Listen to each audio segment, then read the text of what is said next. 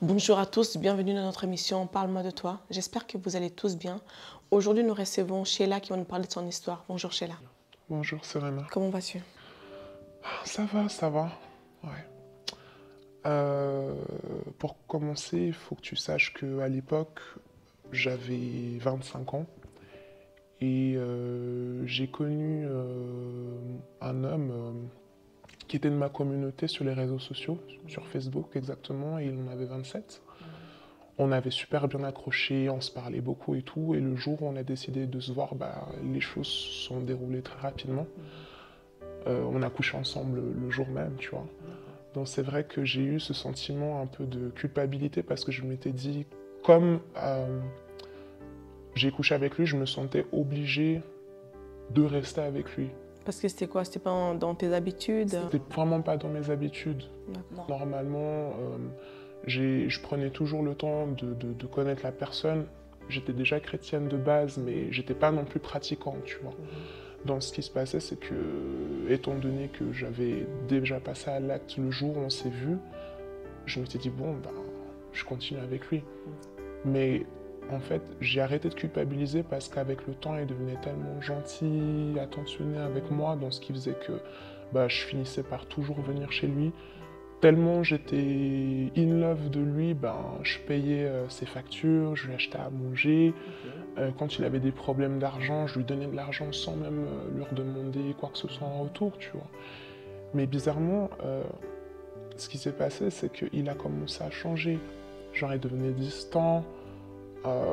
J'ai même appris par la suite qu'il revoyait son ex. Et j'avais pas envie de partir parce que je l'aimais, mais je déprimais trop, donc j'ai décidé d'en parler à une copine. Et cette copine, après maintes discussions, elle m'a conseillé de voir un marabout. D'accord, ok. Ouais. Et justement, elle m'a dit, elle m'a donné le contact d'un marabout qui venait du Mali. Et elle m'avait dit de suivre ses instructions. Donc quelques jours plus tard, j'ai contacté ce marabout par téléphone. Et il m'a donné la première instruction, c'était d'aller chercher une poudre noire chez ma copine en question. Et de me laver avec, juste après qu'il ait fait sa prière. Enfin, prière, quand je dis prière, tu comprendras mieux après pourquoi. Donc ce qui se passe, c'est que je revois ma copine, je vais récupérer cette fameuse poudre. Je rentre chez moi, j'appelle le marabout et sa prière, ça ressemblait plus à une incantation. Genre, c'était bizarre parce que autant je comprenais pas, c'était une sensation bizarre, tu vois. Tu comprenais pas ce qu'il disait? Je comprenais pas ce qu'il disait, mais c'était surtout le fait que j'avais pas l'impression que c'était, je sais pas, ça me donnait un mauvais pressentiment, tu vois.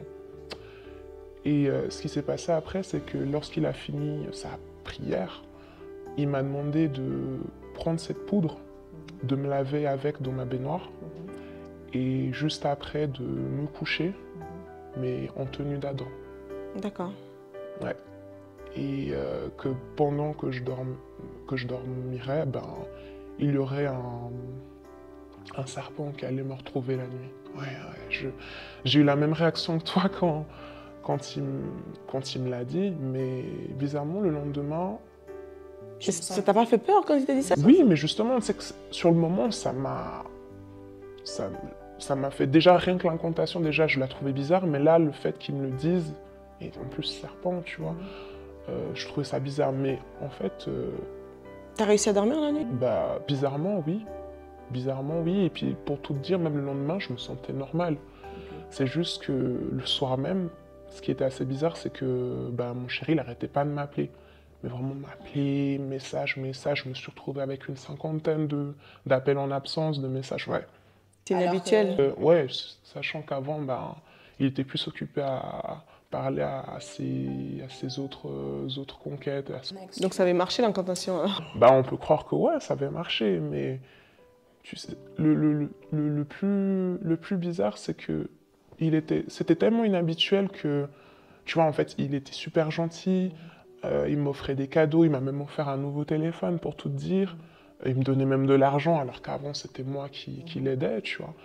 Et je sais pas, en fait, ce comportement, il m'a je crois qu'il m'a un peu lassé.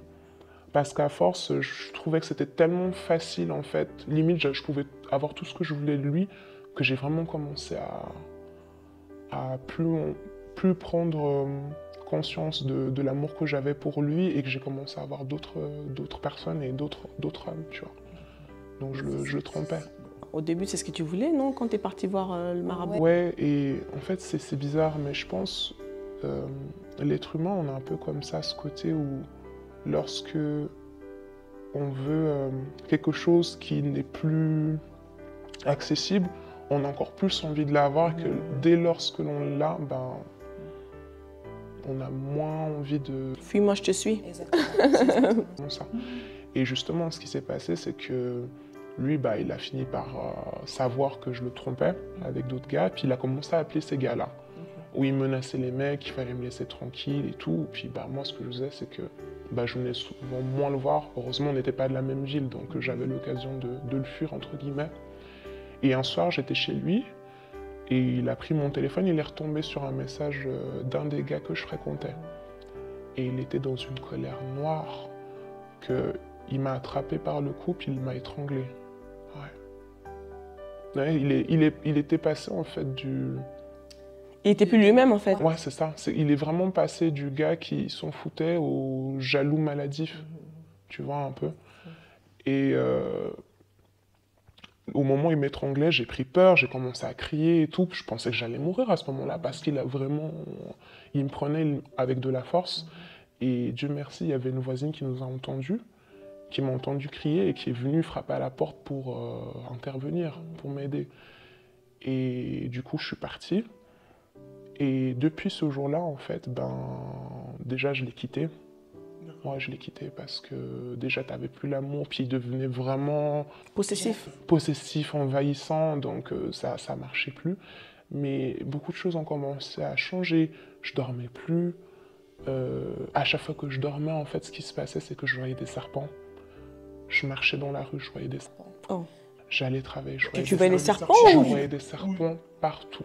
Les autres les voyaient aussi ou il y a... Non, il y avait que moi, en fait, parce que quand je faisais comprendre aux gens avec qui j'étais que tu vois pas ce serpent, on me regardait genre, je lui raconte quoi, il n'y a rien là. C'est flippant. Et en fait, bah, ce qui s'est passé, c'est que plus je voyais de serpents, plus en fait je tournais mal d'une certaine manière.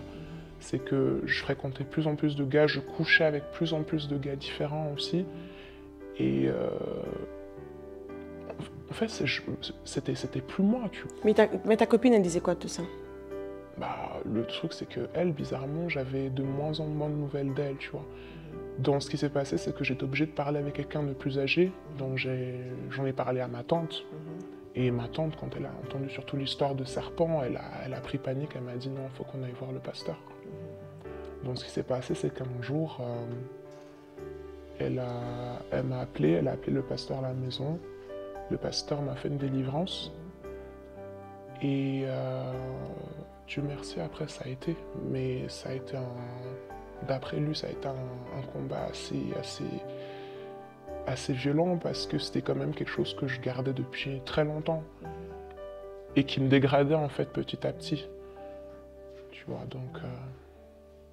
C'est bizarre parce que ta copine elle avait l'habitude de fréquenter alors ce marabout. Enfin, Oui, mais tu sais, le pire, c'est que maintenant, quand j'y pense, pendant que ma vie n'allait pas bien, elle, tout marchait bien pour elle, tu vois. Ça veut dire que moi, bah, j'avais les soucis où je couchais avec tout le monde. Elle, en 6 mois, par exemple, elle a trouvé son mari, ouais. En fait, depuis que je lui ai confié mon histoire, depuis qu'il y a eu cette histoire de poudre, d'incantation, de serpent, elle, tout allait bien pour elle.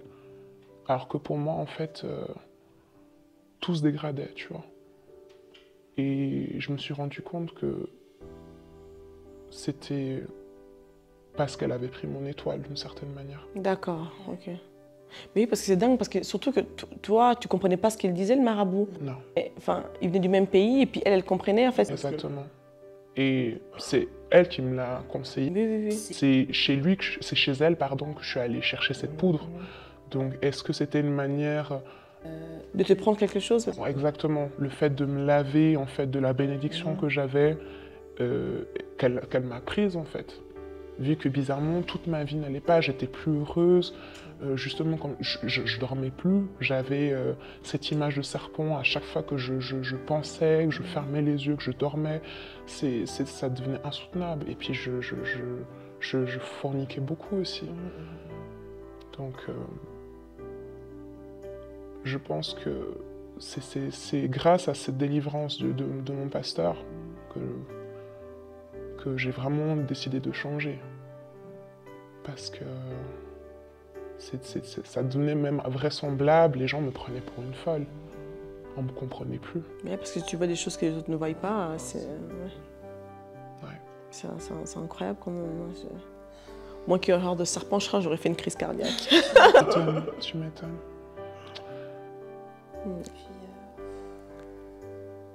Et qu'est-ce que tu as envie de dire aux personnes qui nous regardent? De ne jamais se confier au marabout.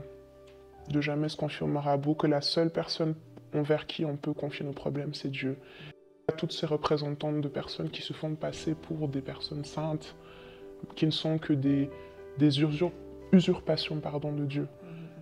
Que malheureusement, beaucoup de gens ne nous voudront pas du bien.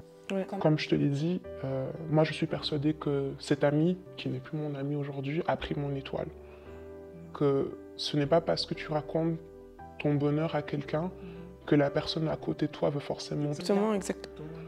De vraiment faire attention de qui on fréquente et de vraiment trouver son chemin auprès de Dieu. Et puis comment elle va aujourd'hui, ta copine, enfin cette ancienne amie Elle allait bien. Après, j'ai perdu contact avec elle et dès l'instant où j'ai été délivrée, j'ai cru entendre qu'elle est divorcée aujourd'hui. D'accord. Et que, ouais, je pense que c'est un retour du bâton de Dieu. Exactement. Que tu peux pas vivre ton bonheur sur le malheur des gens. Exactement. Surtout si tu sais qu'au fond de toi, le bonheur que tu as aujourd'hui ne vient pas de la bénédiction de Dieu, tu vois. Et c'est vraiment sur ça que je veux me baser, c'est que les gens pensent toujours que en allant vers la direction du mal, vers la facilité, on paie toujours le prix un jour. Et je pense qu'elle a payé de sa personne dès l'instant où moi j'ai pris conscience qu'il fallait que Dieu m'aide, tu vois. En tout cas, merci beaucoup Sheila de nous avoir raconté ton histoire. Merci à toi de m'avoir écouté, Serena.